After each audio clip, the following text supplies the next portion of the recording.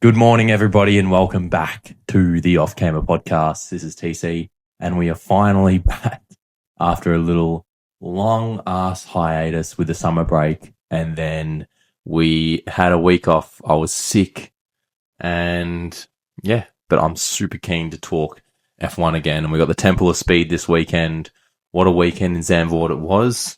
I did actually make predictions and stuff for the Zandvoort GP, but obviously I didn't record anything, so I got nothing to put out there, nothing to claim, even though on my notes I did have a dub. I did have Piastri, but I'm not going to claim that because I didn't put anything out, so I don't feel like that's valid. So let's talk Monza. The track, this is like one of those legendary circuits like Spa, Nürburgring, Daytona, Bathurst. This is just one of the circuits internationally. So for me, it's definitely an 8 out of 10. The only thing that lets me down about this track is that it's a little bit one-dimensional in the fact that it's very straight line dominant. So you look at a track like Spa, there's versatility there. Yes, it gets high speeds, but, you need a car that's balanced. Whereas here, it's a one-dimensional track, but it is still a go-to track. Definitely one of the places to visit. I think it's a bucket list GP for me, for sure. Especially with the Tifosi and how they support the Ferrari drivers and shit like that. I think that's like awesome. I'm so keen though. I'm so keen for this week. I'm so glad that we got F1 back. Like, it is just amazing. And I'm thrilled to be able to talk about it again. So track rating, as I said, 8 out of 10. Let's look at the predictions. So last year, before we look at the predictions, let's talk about last year, because last year was cooked. And this was one of my last podcasts I spoke about the one-stop strategy, how the one-stop strategy has been the way. And this is a peak example of that. Last year, Monza, Leclerc, done a one-stop to beat the McLarens, both McLarens, Piastri and Norris. And this was the Grand Prix where Piastri overtook Norris on the second chicane, and that allowed Leclerc to get in between the McLarens, which enabled him to do a one-stop undercut strategy. And he basically drove on those tires to the end. He had a major tire delta in the wrong direction to Piastri, but Piastri, because of these cars, as we know, difficult to overtake, he couldn't get the move done. And that's the thing with the one-stop strategy. That's what I've been talking about. This one-stop strategy allows for things like that. And I think we're going to see some teams try to do it again. So that was I reckon one of the best races. I mean, Ferrari wins at Monza. It's a good race, regardless of what happens. So let's go to my predictions. Now, I'm changing, like, recent form suggests no, but based on the car's characteristics, I think Verstappen's going to pole it.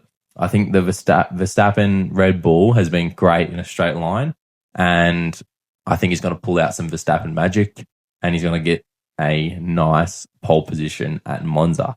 Having said that, though, off the back of a DNF, it's not going to be Verstappen who wins. I think it's going to be Lando who comes out on top and overtakes Verstappen. Usually the other way around, though, isn't it? Although I think that Verstappen, someone's got to try the one stop. I mean, but it probably won't be the pole sitter. It's probably someone who's going to be in that 2nd to 5th range who has a chance at a win and is making a desperate strategy call. So for me, like with the McLaren's tyre management, tyre degradation, I think Lando would be in a hot seat to be in a position where he can try one stop to get around Verstappen and then hold him off for the win. That's something that I could see happening. Piastri will be right there, probably a podium as well. I mean, 2 papayas on the podium is standard nowadays, but who's the other one? We'll find out. But in this instance, I'll say Verstappen. Class drive, I've gone with Leclerc. Obviously, a Ferrari on Monza, surely we get a good drive from him after a terrible double DNF last week in the Dutch GP. He should come back. It's just like Lando, you have a shit drive, you want to come back strong and get a win. And then the run wide. Lawson, more so from a car's point of view, like as we saw last week in Zandvoort, like the RB suited that track very well. It hits medium speed corners quite nicely, although I think it doesn't. It's not a car that's good on the straights, and obviously being Monza, I think that Lawson has the potential to have a run wide drive. Obviously, we don't want that, but it's a prediction, so that's what it is. Let's shift to tires. We're running the same C3, C4, and C5 as last year.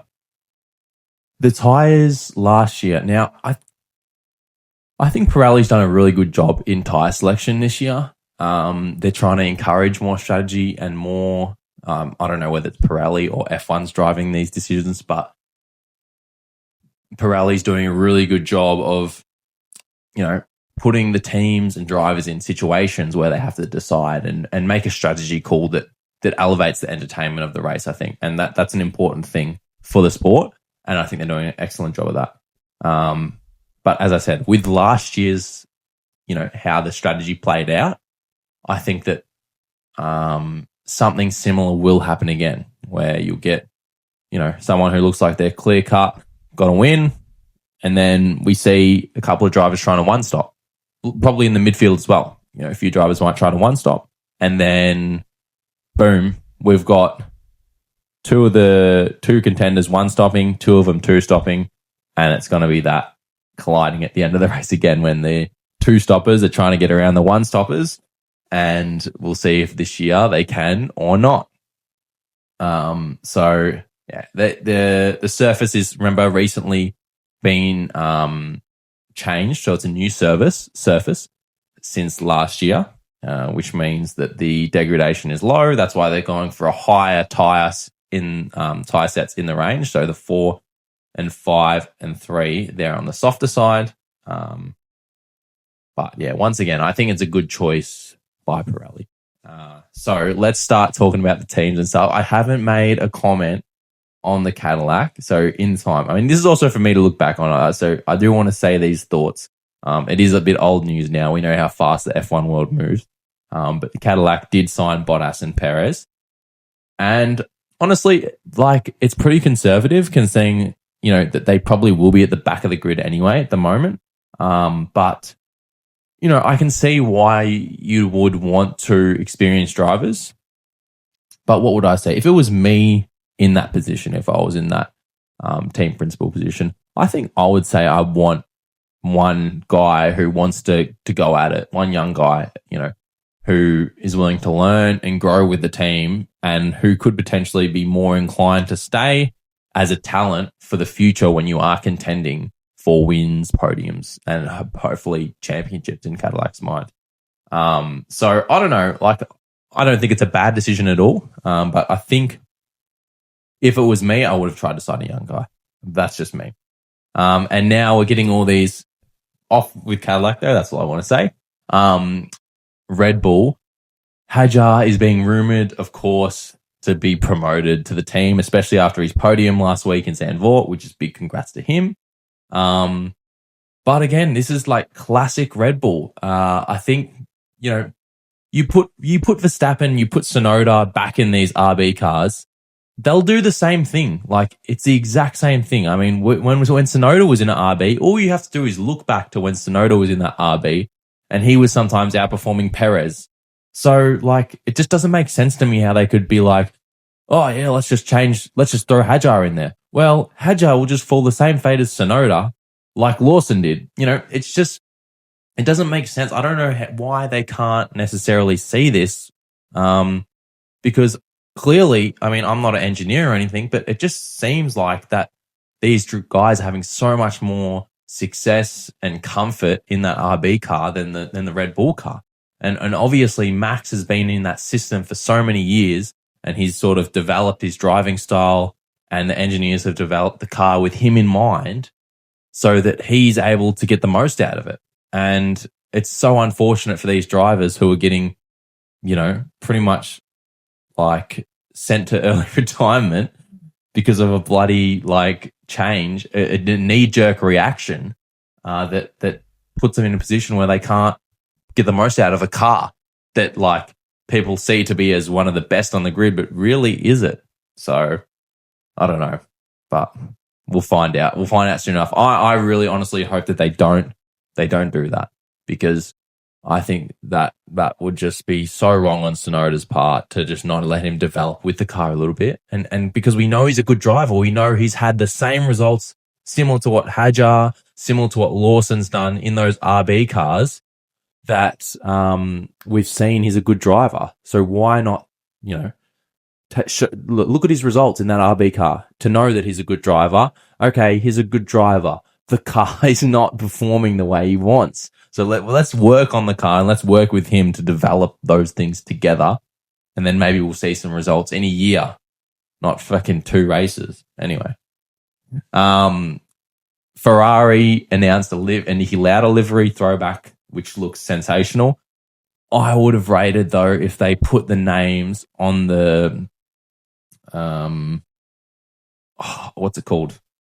On the top. So on the white part, I'm having a mental blank.